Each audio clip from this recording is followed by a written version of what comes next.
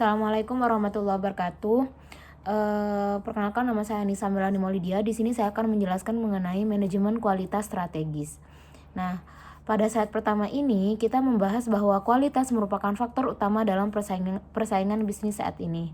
Perusahaan yang mampu menjaga kualitas produk atau layanan akan lebih mudah mendapatkan kepercayaan dan loyalitas pelanggan. Salah satu pendekatan yang digunakan adalah Six Sigma, yaitu metode peningkatan kualitas berbasis data. Tujuan utamanya adalah mengurangi cacat dan meningkatkan efisiensi operasional sehingga berdampak pada peningkatan profit. Selanjutnya adalah root cause analysis atau RCA.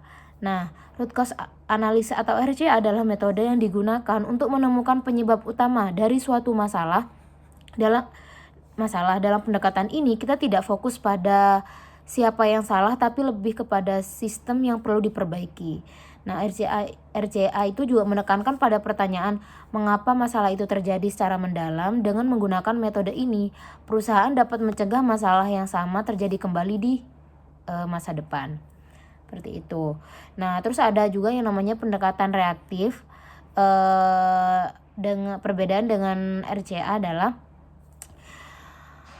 pendekatan reaktif hanya memperbaiki gejala yang terlihat, sehingga masalah sering muncul kembali. Sedangkan RCA berfokus pada akar penyebab sehingga solusi yang dihasilkan lebih permanen.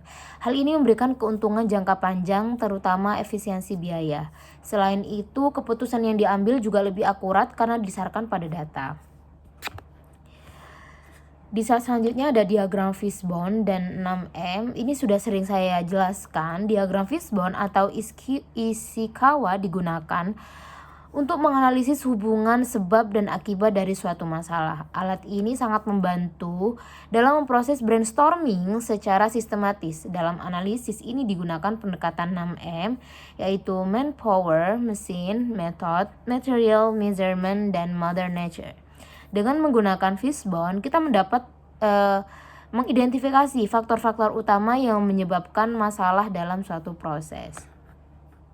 Selanjutnya ada scatter diagram. Scatter diagram adalah alat yang digunakan untuk melihat hubungan antara dua variabel.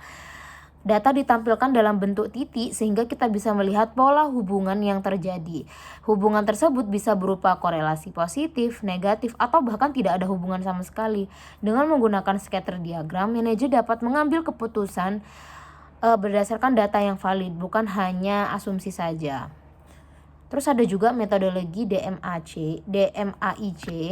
DMAIC merupakan tahapan dalam Six Sigma yang terdiri dari define, measure, analyze, improve, dan control. Tahap define merupakan untuk mengidentifikasi masalah dan tujuan perbaikan. Measure berfokus pada pengumpulan data, sedangkan analyze digunakan untuk mencari akar penyebab masalahnya.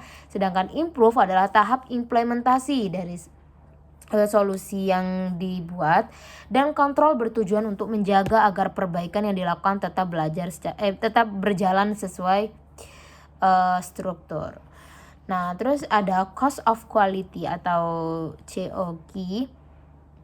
Nah, cost of quality atau biaya kualitas terdiri dari beberapa komponen, yaitu biaya pencegahan, biaya penilaian, serta biaya kegagalan internal atau dan eksternal. Secara umum rumusnya adalah COQ sama dengan penjumlahan dari seluruh komponen tersebut. Nah, perusahaan sebaliknya lebih fokus pada biaya pencegahan karena lebih murah dibandingkan biaya akibat kegagalan. Dengan pengolahan yang baik, total biaya kualitas dapat ditekan secara signifikan. Yang terakhir ada iceberg dan kesimpulannya. Model gunung es menunjukkan bahwa biaya kualitas yang terlihat hanyalah sebagian kecil dari total biaya yang sebenarnya. Banyak biaya tersembunyi seperti kehilangan pelanggan atau reputasi yang tidak terlihat secara langsung. Dengan penerapan Six Sigma, perusahaan dapat meningkatkan efisiensi dan mengurangi biaya tersebut. Kesimpulannya, kualitas yang baik tidak hanya meningkatkan kepuasan pelanggan, tapi juga berdampak langsung pada profit perusahaan. Mungkin itu saja dari saya. Sekian. Wassalamualaikum warahmatullahi wabarakatuh.